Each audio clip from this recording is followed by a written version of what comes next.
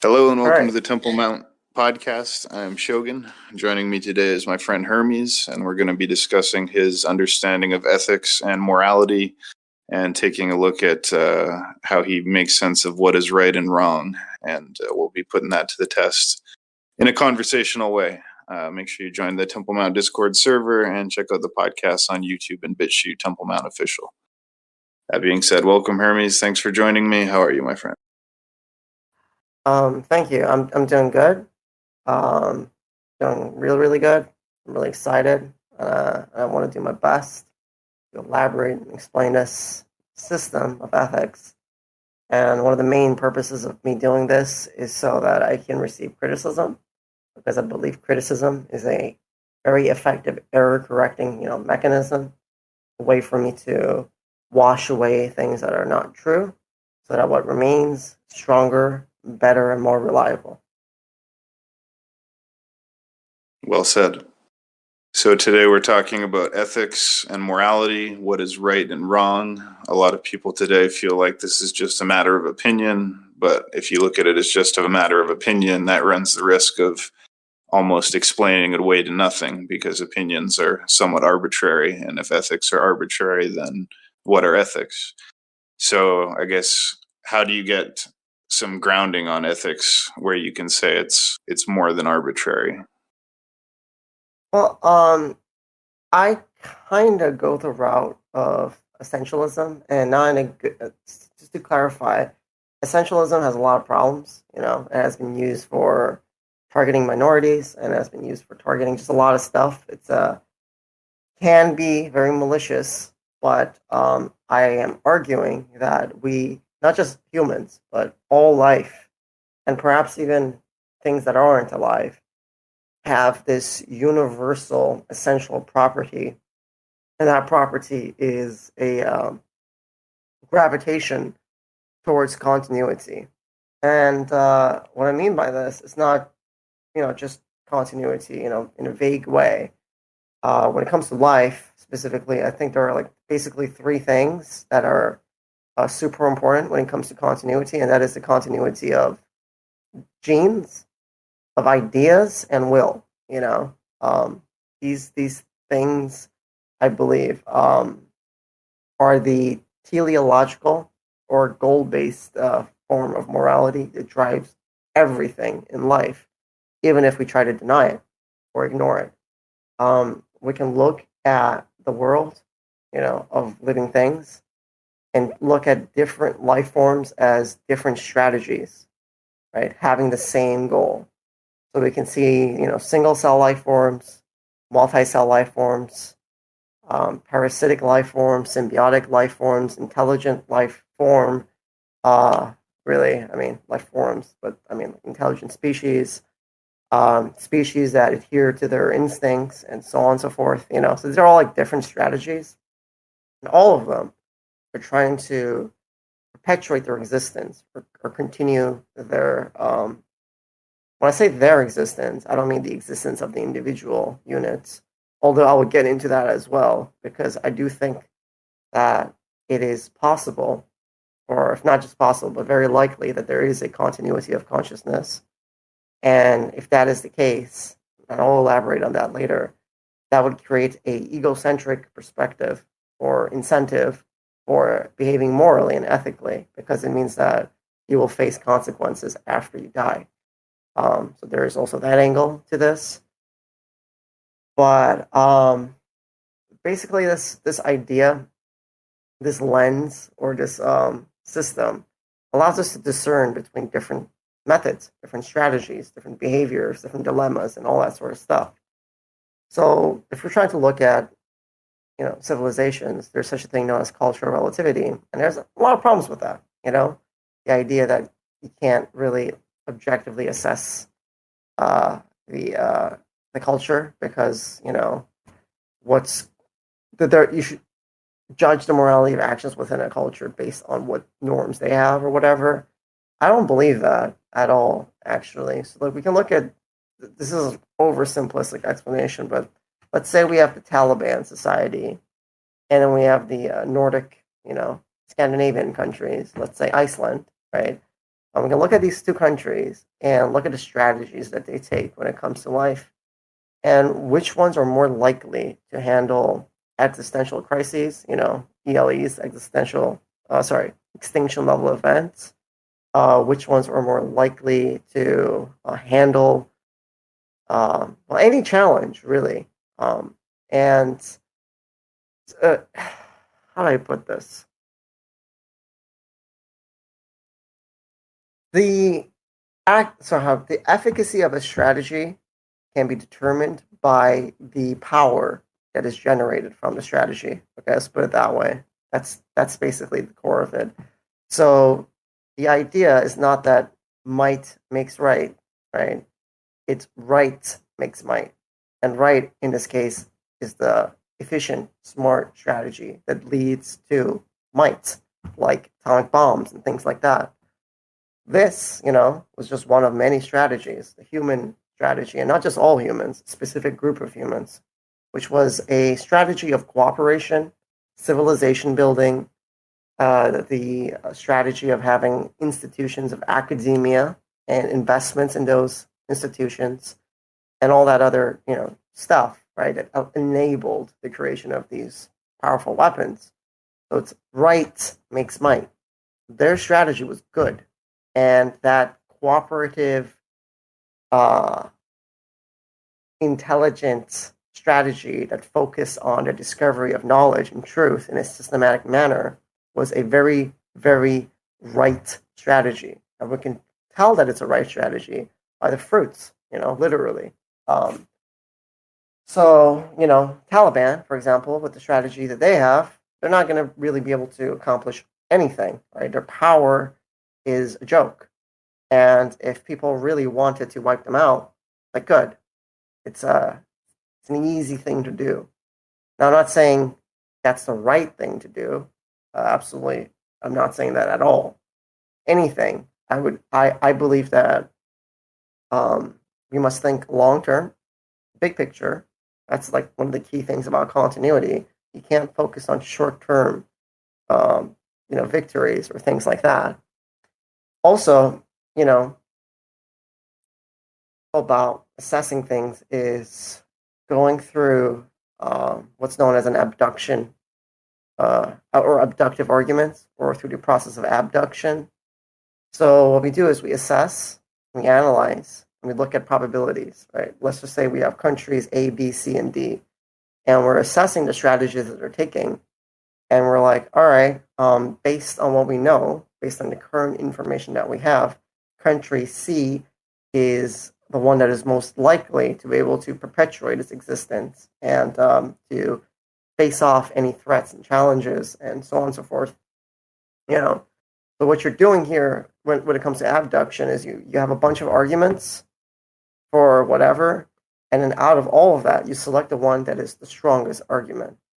But there are still problems with this. And one of the biggest problems with this is that there are limitations to our knowledge. And because there are limitations to our knowledge, we must always urge caution. That's very important. And we can't all just go towards the best strategy that is currently available, because, we can't put all of our eggs in one basket. That would be stupid. We need diversity of strategy. Absolutely. It's important. We can rule out some of the ones that we can be pretty certain suck ass, you could say. But when it comes to like the top three or the top four strategies, I think all of them should be maintained, because what is number one today may not be number one 100 years from now. It could be a short-sighted uh, assessment because of the limited amount of knowledge. I also think we must urge caution when it comes to radical conclusions or radical changes that might be warranted by this system of morality, like, let's say, things like eugenics or things like that, things that are potentially, right, the risk is very high. So you assess that by the risk of what it does. So if you think that, eugenics is the correct way, and so far it seems like, it is in this hypothetical, and then later on you realize that is not the case, you have fucked up really bad. And so, you must always do a risk assessment, a risk of reward assessment. And if the risk is so high, And given that we do not have enough information, caution is warranted. Restraint is warranted. Um, as for the Taliban thing, even if they're in total like horrible shit right now, they are still human beings, right? And human beings have potential. There's always potential to change. Who knows what could happen in 100 years? So this system, morality, does not, in any way, shape, or form, urge genocide or anything like that. If anything, it's a system that recognizes that human beings have value and a lot of potential, and it urges us to invest in human beings such that their potential is actualized. That's kind of what this system would urge us to do. It's the system of empowerment, quite literally. And if we look at multiple systems that don't have power are subject to destruction. Systems that do have power are subject to survival and continuity. So really, any system that leads to power more effective. This system would also urge things like democracy, and rule of law, because these systems are more effective. I'll try to explain why they're more effective. Because when it comes to things like democracy, what you're doing is you're having a super intelligence, in a sense, or a super organism, being the society, not just an individual, making decisions. And there's such a thing known as the wisdom of the crowd and many other really interesting things. So in a situation like that, you're probably going to have better decision making. Now, there are a gazillion problems with a lot of democracies, especially ones with like duopolies or whatever, and those need to be improved.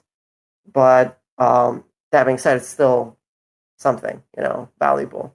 And also systems that are more democratic and follow the rule of law, generally speaking, are those that invite criticism and opposition. They don't kill journalists. They don't, shoot people because they're expressing their, freedom to protest, right? And this allowance of criticism causes, you know, because when you get these criticisms and once they're kind of known to be valid or point out significant flaws, it can lead to those problems being fixed through alterations. So like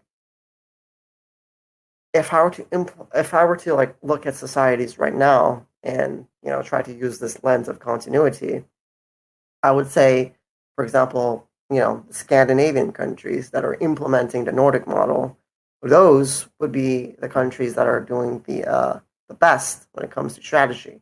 They have a strong social support system.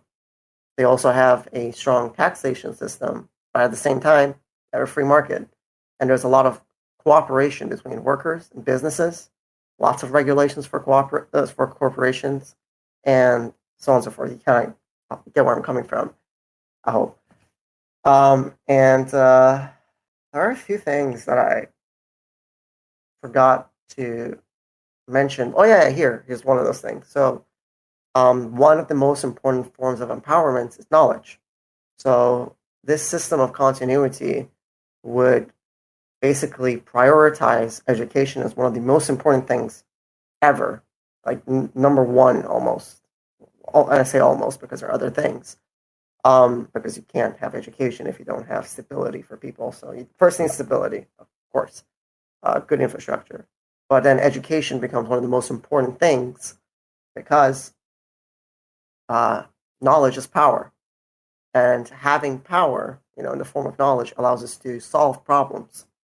And if your goal is to have power such that you can maintain continuity, then obviously you would want education. Things like that as well, like good healthcare systems, sustainability when it comes to the world, because, you know, continuity, right? You don't want to just have a good time and then fuck it all because, in 100 years, all of it goes to hell. That was a waste. That was billions of years of sacrifice from many different life forms ending at nothing. And that would be the greatest tragedy ever. So, in terms of continuity, the goal is quite simple. Actually, it's one of those things where if the goal is simple, the means become complicated. And I'm repeating this, but I just want to urge it again. We have to be careful and cautious because, again, we have limited knowledge. Don't put all your eggs in one basket and all that sort of stuff. Don't go crazy. Don't go Hitler mode. Try to be tame, reasonable, and pragmatic. Pragmatism is a big part of this. But yeah, this is just the main part of it. I can of course go further. But I also want to, yeah, you know what? I can relate it to like continuity of consciousness and all the other stuff as well. But I'm not going to do that right now. So I'm just curious what your questions are for now. I guess first thing I'll do is try and summarize and Steelman what I understand that you're saying to see if I get the right idea. So you're saying that the basis of your morality system is continuity because all life forms and like living systems strive towards like some kind of homeostasis or some kind of continuity, and the end of continuity would be a negation of the value of everything that came before, essentially a loss of the value accrued over all time by Yes. life. And when we think about continuity in terms of government, we're thinking about extinction level events. So therefore, we don't just want continuity that's stagnant, like traditionalism or conservatism, but rather you actually have a sense of continuity based on progress, because only progress can prevent the termination of the process by some extinction level event. Yes. So it's a progress oriented way to ensure survival as the basis of ethics. And I essentially agree with all of that. Like I think that makes sense. That's something that everybody can agree upon, regardless of what their cultural or religious values are. We should all prize continuity. The only sort of counterpoints that could be raised would be like, is continuity for its own sake capable of producing moral value? Because we might say the continuity of something terrible or miserable or horrible would not be a good thing, right? So some people might say that some things should not continue, and so continuity is not always desirable, and sometimes the end of continuity may be preferable in at least certain contexts at certain times. And then, like I said, it's not conservatism because it's based on progress, but you could say like traditionalism and so forth is also a form of continuity, right? Like continuity of social structures. So how do you draw a line between the continuity of existing structures and progress? Like, these are just sort of general questions. I agree with everything you said, basically, but those are sort of the only 2 points I can think of. Well, to answer the first one, which is, you don't want to continue something that's horrible. I would suggest that the concepts of horrible, the things that we consider horrible, are ideas generally associated with death. Like all of our fears and disgust and stuff like that can, to a large extent, be connected to the concept of death. Death and decay, the smell of a dead body, worms, this, that, whatever. So in other words, it is destructive things that create those systems. And this system of continuity will make it its life mission to fight death, actually, in a way. So it won't try to, it's not going to try to preserve a bad system because bad systems are inherently self destructive, basically. And in that same sense, I think there is a very low risk of some sort of a system that prioritizes continuity to lead to some sort of a dystopian reality. Because at the end of the day, dystopian realities are bad because they stifle the potential of people. Things like liberty, love, arts, passion, these things that are wonderful are not just wonderful, in and of themselves. I mean, they are, but they're also very conducive towards creativity, innovation, happiness, which can lead to more productivity in people in society and all that sort of stuff. So while it is true that can't be absolutely certain that it won't reach a dystopian nightmare, I'm willing to bet on it. And also, I do think that because it is a system of growth and change, even if there are dark times and dystopian times at some point, it doesn't mean it will stay that way. If anything, it would almost guarantee that it wouldn't stay that way. Because the main idea is infinite growth, infinite empowerment. And empowerment defeats suffering in many ways. Of course, there is value to a certain degree of suffering, and I'll touch on that a little bit. It's important to have some degree of discomfort because in that you grow. But then having too much discomfort or too much suffering completely breaks you down and prevents growth. It actually causes permanent damage. And if you want to use the gym idea, if you're carrying a weight that's too heavy, well, rip your muscles. If you have the right weight, just the right amount of discomfort, right amount of challenges, that's when, and the right amount of rest, that's when you get the truest and most powerful method of empowerment, or effective, I should have said in that sense. So we can use that analogy in a sense to apply to society. I don't want a hedonistic society where people are just happy-pappy without any challenges or anything. Not at all. I just want the challenges to be within the sweet spot, so to speak. As for traditionalism, the reason why I would argue that might not be the very effective when it comes to this moral system is that what we're trying to preserve isn't any specific idea, any specific gene, or any specific will. It's to preserve those things. That's it. So it could be any will, any idea, or any set of genes. And in being so loose with what is being preserved, as long as it matches those three definitions, it allows a process of selection and a process of getting rid of self-destructive modes of thinking, self-destructive wills, the will to oppress and all that sort of shit. And maybe the human genetic form is not the best. Like, imagine if the dominant life form, I don't know, 1 million years ago was like, yeah, we're going to preserve this specific set of genes. Well, that would have fucked progress, and it would have doomed them, actually, because humans are the only ones capable of going to space and blah, blah, blah. And this is one of the reasons why I don't particularly side myself with humans if something better comes along. I just want to be clear. It's not about a set of genes or a set of information or a set of ideas or a set of will. I just want those things to exist. And for those things to exist, life must exist, you know?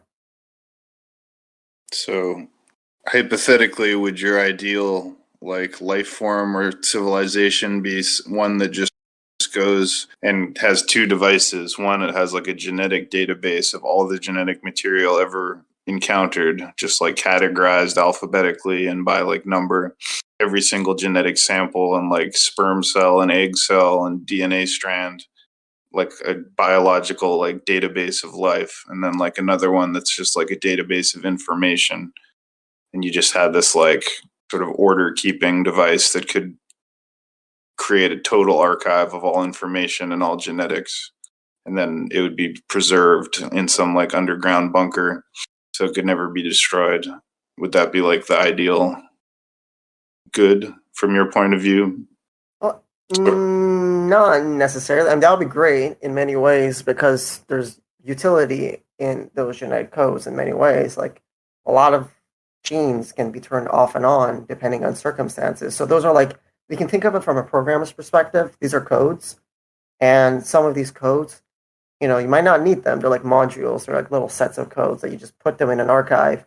But if like a certain circumstance, or a certain situation all of a sudden appears, that you may need to go back to the library and use those old codes, well, great. Now you can do that. So in that sense, I think, yeah, it is important to kind of like store the genes or the genetic coding of nature to the best of our ability because there's value in it. We don't really know when we might need them, how we can learn from them in the future, what we can do to modify them or whatever. So I do think it would be great if we could preserve them. But it's not just the preservation of those things. It's more about empowerment at the end of the day because empowerment allows continuity. So there's no like stagnation or just like hoarding. per se. If there are like redundancies that may not be necessary, get rid of them. Of course, there's still values in redundancies because sometimes if one part gets corrupted, having another copy is useful. So redundancy within pragmatism is good. Once it goes beyond a certain threshold, it's bad. But there are a lot of nuances. It's a very complicated perspective, really. There's no easy answer, yes or no. It's definitely on a spectrum.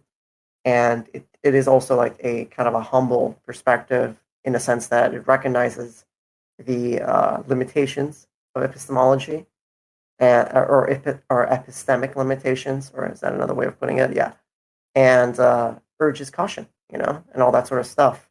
I'm sure there are many problems, but I've tried to make this system as robust as possible, and I've done so by listening to people's criticism. Initially it was very crude and very simplistic, but over time, I think I've kind of refined it to what it is today. Yeah, I think we did podcasts on the subject before as you were working out some of your ideas about it. And I appreciate you sharing it with us today. I don't really have any more criticism to bring against it. I agree. I think with what you're saying, it'd be a great model. I'm sure there's other ways that you could look at ethics, but I think this is probably one of the best or the best that I can think of. And maybe we'll keep it short today, but thanks again for coming on and sharing your point of view. I could add a few other things since you know uh, Sure. since we've been so efficient at going through the ideas. There are a few more things that kind of connect with this.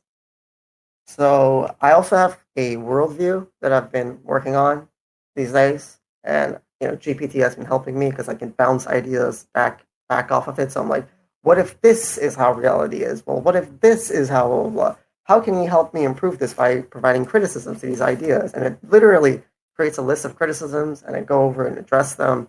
It's actually quite amazing how constructive GPT can be. Uh, while preserving your own original creativity and is not doing the work for you. It's more your partner. So when it comes to your worldview that I've kind of been recently working on, and of course I have been influenced by classes that I've been taking in philosophy, I have now moved to the idea that reality is all mind. So there's like the mind body thing, dualistic worldviews, and there are monistic worldviews, and there might be triistic or whatever. I don't know how to pronounce that. There could be those. I'm not aware, but monistic worldviews, I would say, are the most effective ones, and I'll explain why shortly. And out of the two different monistic worldviews, well, we have all is physical and all is mind. And if we take out dualism, and the reason we take it out is because of the problem of interaction, which is one of those problems that is so severe that I believe it warrants the dismissal of a mind-body worldview. Whereas if you have a monistic worldview, well, if all is matter, then that wouldn't make sense because we're conscious. So we know a mind exists, right? That is one thing we're completely aware of. So all is mind is the one with the least number of assumptions, the one we can directly, perceive through our observation, and it's the only one that doesn't have to really deal with the problem of interaction at all. But then the question comes, what kind of a worldview is this? Like, how is it that we have an objective reality, or at least what appears to be objective reality, and so on, blah blah blah? Well, I think that we have a world where there are things external to us, or at least things that we're subject to, right? Even if it is internal, we're subject to it. So even if we are like a small mind within a bigger mind, whatever, there is a world that we're subject to. And I believe that these rules of nature, rules of math, and all these things, even logic, actually, I'm a big fan of logic, I would argue, are not things that are inherent. I would argue that logic is an emergent property of multiple ideas or mental objects existing. So, like, if you were to create three dots in your mind, there would be emergent properties, which would be the internal angles, the lines that you could draw between them, and the internal angles, and this and that, and whatever. Those things those relativistic properties that would not exist on their own are emergent. And in that same sense, I think there is a mental world full of mental distinctions, and those distinctions are causing emergent rules and emergent patterns. And those are what lead to this like coherent, repetitive, in a sense, reliable world that we see around us with like consistency and all that sort of stuff. But I also think that these mental objects that exist must also contain within it consciousness. So they're not just ideas that are dead, but ideas that are alive. I believe that is necessary because I do not understand. I could be wrong. It's a bad argument, I know, but I don't see a emergence for consciousness because I cannot see how something can be quantitatively different, or there could be a quantitative jump. There can be quantitative difference, like quantitative jumps that can happen, right? But if it's fundamentally different, I don't see how that can happen. So even if we're going into a world of mental worlds or mental objects, doesn't matter how many distinctions there are, a mind shouldn't just appear because there is a specific number of folds. If you were trying to look at it from an information perspective, if you have a bunch of ones and zeros, and no matter what permutation you go through, it's still ones and zeros. Or if you're looking at a picture, or screen, if you go through every permutation, you'll see every picture, but you won't get sound or smell or any of that other stuff. So something that is fundamentally different cannot emerge, from my understanding. And if it can't emerge, but we know that it exists, then it must be inherent. So, and another mental rule that I would use is, why should I be an exception? Really. If I know that I am made up of mental objects, I don't want to say matter. I'm using mental objects as a substitute for matter. And if I know that I am conscious, then why would I think that I'm an exception? I have no justification for that. So then the next thing that comes about is, well, I think consciousness is something that is constant, like energy and matter, the conservation of matter or the conservation of energy, those laws of physics. I think those same mathematical principles apply to consciousness. And I think that consciousness actually has fusion and fission, in that there can be fused consciousness and a fission consciousness. And the thought experiments I would use for this would be the splitting of the hemisphere of the brain. In a hypothetical, if you were to split the hemisphere of the brain, in a successful way, you could have two people with two different consciousnesses that were actually at 1.1 consciousness. And then if you reconnect them again, somehow through the corpus callosum or whatever, it might become one again.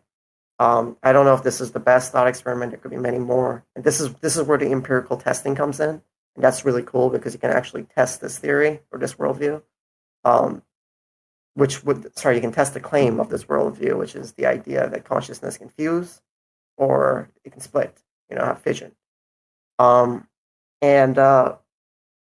this can have some serious implications, because one of the most important things that would be implied from this is that, well, when you die, your consciousness actually doesn't go away. It doesn't poof into nothingness. You might go through a fission process, and then eventually you might go through a fusion process, and you might end up on many different people. Actually, this is the weird thing. Like, imagine like a giant brain splitting into not a giant brain. I mean, I can go all the way back to the Big Bang or whatever, but I don't want to. Let's just go to a single human brain. Let's say a human brain, decays, and there is a fission of consciousness that goes into an atomic scale. Well, the good news, at least I think, is that the experience of time for those atomic consciousnesses will be next to nothing, because they don't have memory. And because they don't have memory, it might appear like a second before you reappear inside another mind, So that duration where you're in the atomic consciousness might be experientially minuscule and very different. Well, let's just say like those atoms somehow go into the atmosphere, and the atmosphere eventually ends up in the construct of another human being, and as such, there's a merger. And in that same sense, now you will, in a sense, be experiencing many different people's lives, and of course, you want to be experiencing simultaneously. The same way, if you split the brain, you're not going to be experiencing both brain A and brain B, or hemisphere A or hemisphere B, those are going to be distinct experiences, and you won't have memories of each. Well, you might have memories of each other, but not in this case of atoms. Point is, though, okay, let's roll back here a little bit, and let's say here's a thought experiment. Okay, imagine there are two bodies, two empty bodies without a brain. I mean, they're fully functional bodies, but they don't have the brain in it yet. You have your brain, and your brain can then be split into two hemispheres and put into each one of those bodies, right? And then imagine one of those bodies was, and this is a modification of a thought experiment that already exists. I want to be clear, but it's a modification. I think a significant one. Um, and then one of those bodies is going to be tortured, and the other one isn't. You know, in this scenario, knowing initially that both of those hemispheres are you wouldn't want that ideally. Because even if hemisphere B is going to have a great time, hemisphere A is going to suck, right? Or their life is going to be shit. So in the same sense, this worldview could actually incentivize, from an egoist perspective, consideration of others, of the future, long term, and so on and so forth. So I think this connects actually to this ethical system, this continuity of consciousness kind of thing, is compatible with it. And I have had discussions with GPT. I'll send them to you if you want to read them, in detail. And then finally, I want to speak a little bit more about why I think also continuity is the most powerful dream. And let me see if I can get my words, because I wrote this down. So just give me 1 second. Where the hell is it? Okay. So I believe that the dream of continuity is the ultimate dream, for it is the only dream, as far as I'm aware of, that is not self-destructive. It is a dream where the destination and journey are one and the same. Most dreams will self-destruct once they reach their goal. Of course, it is very likely that another dream takes its place. That being said, within the dream of continuity, there is an eternal guide that is unwavering. This dream can also be, this dream is also always being actualized simply by existing. So it's a very, very cool dream because it's there while it's still being actualized. It's got a unique property that most other dreams don't have. I'm gonna repeat something that I wrote about a circle, because I believe that the universe, the model for it currently, and I can go over the arguments for it, is a super deterministic causal loop. Is currently where I'm leaning towards, and if it is a loop, I'm just going to read this passage that I wrote. If reality is a loop, it will be the first time an infinite number of times, because if you could distinguish between the first and the next, it would not be a complete loop. A return to a point in a loop means all conditions must be the same. It takes away nothing from anything. I think a circle is the most beautiful, perfect, powerful, and meaningful of all forms of geometry. Every point in a circle is necessary and meaningful in a circle. Every point in a circle is an alpha and omega, truly godlike. Every point contains new information, and it is possible for all possible permutations of information to exist within a true circle. A circle sustains itself in perpetuity through the collective effort of every single unique point working in harmony. For all we know, it could be this eternal property of existence that sustains existence itself. So I think I've connected a bunch of stuff. But yeah, I'm just going to end it there for now. What do you think? I think it's excellent. I'm really interested that you've come to this mind-based cosmology, mind first. That's the same as I believe also. And you can also call it spirit, like mind and spirit used to have the same term, psyche. And yeah, I really like what you've done there in terms of identifying that the mind first paradigm requires the least assumptions and so forth. So I think the whole thing is pretty elegant, and I appreciate you sharing it. I think that was really well said, and we'll wrap it up here. But we'll do more episodes in the future if you whenever you're ready. Yeah, for sure. I'm excited, I know I said I was writing a book like eons ago, but I'm not going to write it until I have at least gotten my degree and I've been exposed to more information because, hey, my information is changing. If I wrote it a while ago, I'm still writing notes, don't get me wrong, but I've written a lot of notes. But knowing that my beliefs are changing so rapidly and hopefully getting refined, it would be kind of dumb to just crystallize it right now, you know? So I just want to, let some new things marinate in my mind a little bit more. But I hope I can create something that can create a sense of purpose, you know, and kind of reignite that, I think, feeling that we've kind of lost.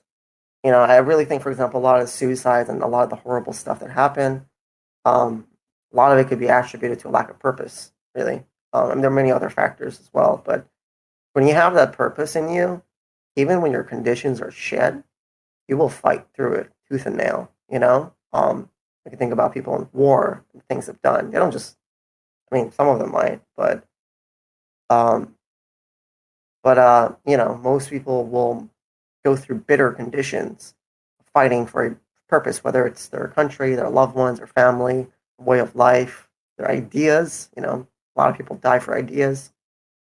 Whatever the case is, that sense of purpose is a very, very powerful source of energy. And I want to reignite that because I think it's not as active as it could be in this really confusing world that we live in.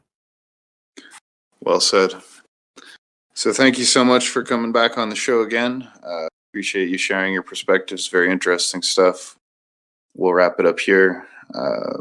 Thank you for joining us on the Temple Mount Discord server and the Temple Mount podcast. You can find our stuff on YouTube and BitChute. And we will jump down to the Templar Tavern for the rest of the night. Thanks again, Hermes. Thank you for interviewing me. I really, really appreciate it. My pleasure, as always.